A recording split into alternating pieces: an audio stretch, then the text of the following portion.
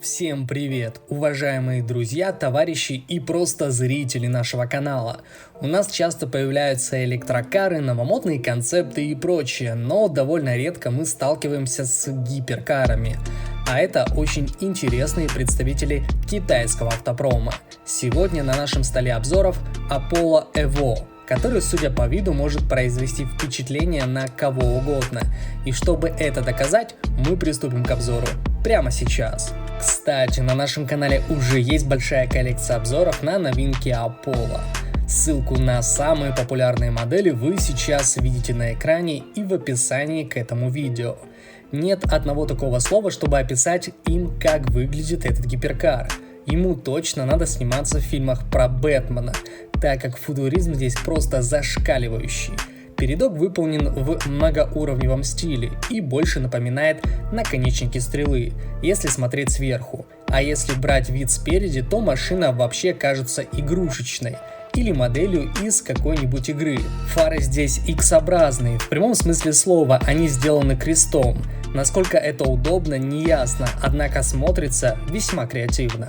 Ниже идет бампер с различными ложементами, он больше напоминает нижний спойлер от гоночного болида и скорее всего работает по такому же принципу. Так как данный супербыстрый китайский веник будет иметь под капотом мощный движок на 12 цилиндров, не мудрено и перевернуться без продуманной аэродинамики.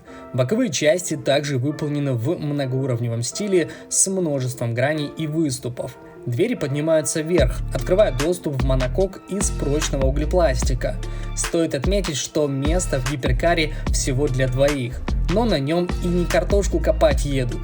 Кстати, на задних крыльях расположились решетки с мелкой сеткой, и скорее всего они будут служить выпускными рукавами для горячего воздуха, так как движок также будет иметь охлаждение. Система странная и новая, возможно полезная, все покажет тестирование концепта на практике. Задняя часть также оставляет впечатление от своего вида. Первым в глаза бросаются огромные фонари, которые также выполнены в иксовом форм-факторе. Они полностью состоят из светодиодов. Есть множество разных лезвиеобразных выступов и оперений. Как пишут на китайских форумах, даже для них это перебор с таким декором. Самое смешное, как отмечали все те же пользователи, так как выхлопные трубки в машине сосредоточились в центре, а их там 3 штуки, плюс это декор в форме оперения.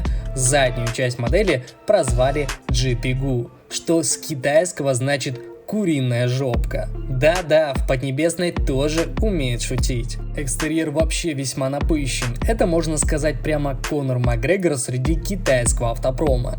Но если отбросить вычурность, остается надеяться, что такая форма поможет этой модели в скорости и обтекаемости. Все покажет практика. О моторном отсеке и шасси известно мало. Пока просрочилась информация, что в гиперкаре будут шасси с гоночными подвесками типа Push Rod и атмосферник V12, сделанный на основе мотора Ferrari.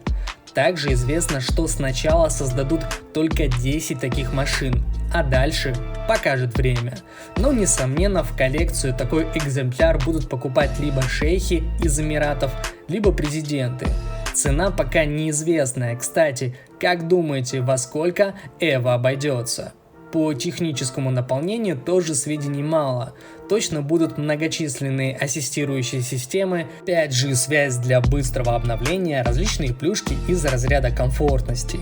Также поговаривают, что в EVO будет новая авторская система бортовой диагностики, которую в данное время тестирует производитель. Apollo EVO — это не та машина, на которой можно ездить по городу, просто осматривая окрестности. Она приковывает внимание и создана для максимальной скорости. Учитывая стремление Поднебесной войти в круги гоночных соревнований, вполне возможно, что этот гиперкар мы сможем увидеть там. Также стоит отметить, что большинство деталей корпуса этого Apollo выполнены не из легких сплавов, а из углепластика, что значительно снижает вес, а прочность возрастает, хотя на огромной скорости этот факт не особо важен. А на этом наш обзор подошел к концу, и мы будем рады вашим комментариям. Не забудьте пнуть колокольчик, поставить свой царский лайк, а также подписаться на канал, если еще этого не сделали. Удачи и до завтра!